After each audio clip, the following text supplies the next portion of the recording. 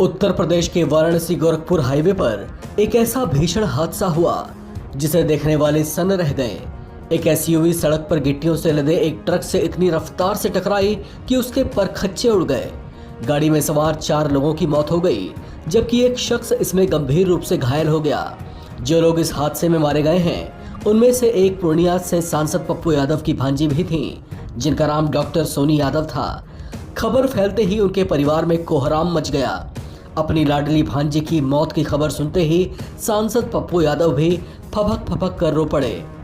जानकारी के मुताबिक डॉक्टर सोनी यादव पप्पू यादव की चचेरी भांजी थी, जो अपनी मौसी और अन्य लोगों के साथ कार से महाकुंभ में डुबकी लगाने गई थी।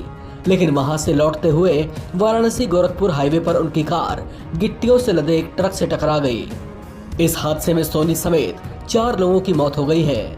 मरने वालों में गायत्री देवी, विपिन मंडल और ड्राइवर सलाउद्दीन भी शामिल हैं।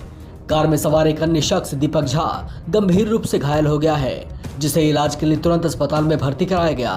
कार में सवार सभी लोग बिहार के पूर्णिया जिले के पलासी इलाके के रहने वाले थे।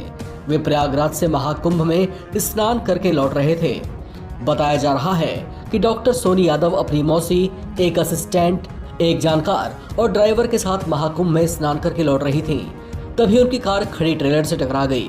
3 घंटे की मशक्कत के बाद किसी तरह से कार का दरवाजा तोड़कर शवों को बाहर निकाला गया।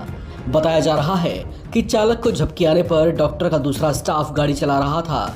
डॉक्टर सोनी यादव बिहार के पूर्णिया सांसद पप्पू यादव की चचेरी भांजी थी। वो पूर्णिया में अपना निजी नर्सिंग होम चलाती थी। 3 दिन पहले ही डॉक्टर सोनी ने पति मुकेश से महाकुंभ स्नान करने की इच्छा जताई थी।